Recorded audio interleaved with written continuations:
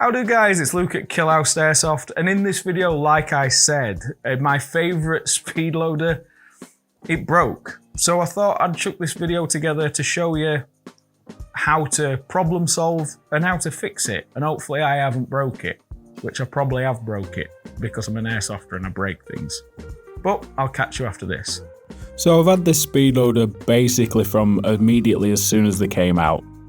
I was instantly blown away, and I was literally showing everybody how good there was for all the different airsoft guns that people use for gas mags and everything, and we sold out almost immediately. But with testing loads of different mags, I did break mine. It got stuck down, or the switch had broke. There was something not quite right because you turned it on and the BBs just went everywhere. So to open it up, you take out all the screws in the back of the casing, which come out quite easily.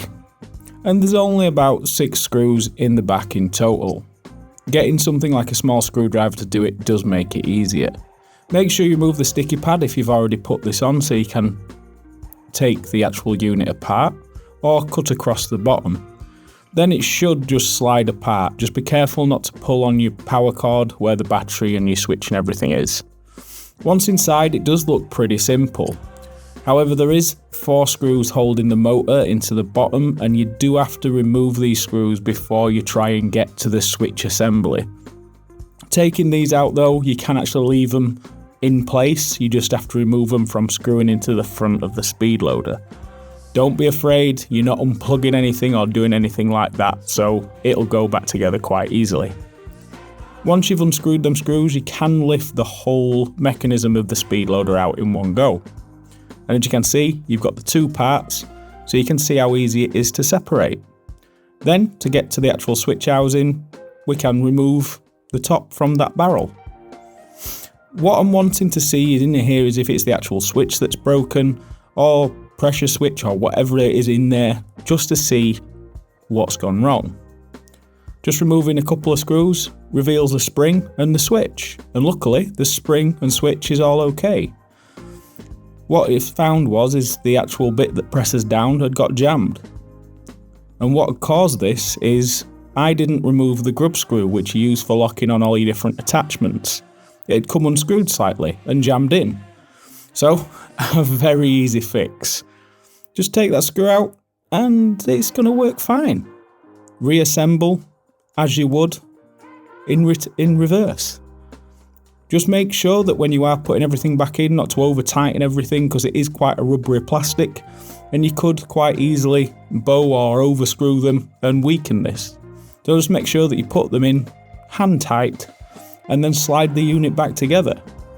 Don't force it, it should just go in with a slight bit of friction because it is all pressure fit in place.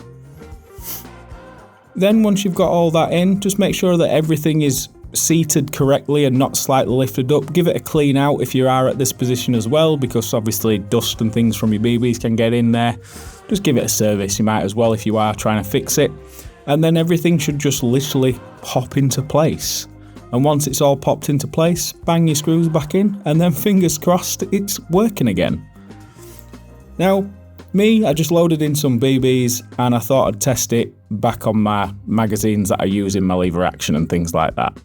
And luckily, and thank God, it's actually working. I'm so happy it was just a simple fix, and with how simple this unit is, I'm quite happy that we could quite easily replace and fix this unit, and so can you.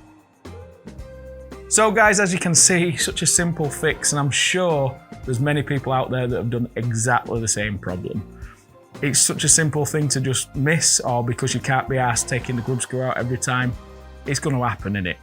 But if you've had any problems like this, or you've got any other problems that you've had with it, put in comments below and we'll see if we can get any information or how to fix it and build a little community and trying to help each other out. If you've liked this video, don't forget to like, share and subscribe, and I'll catch you again for the next one.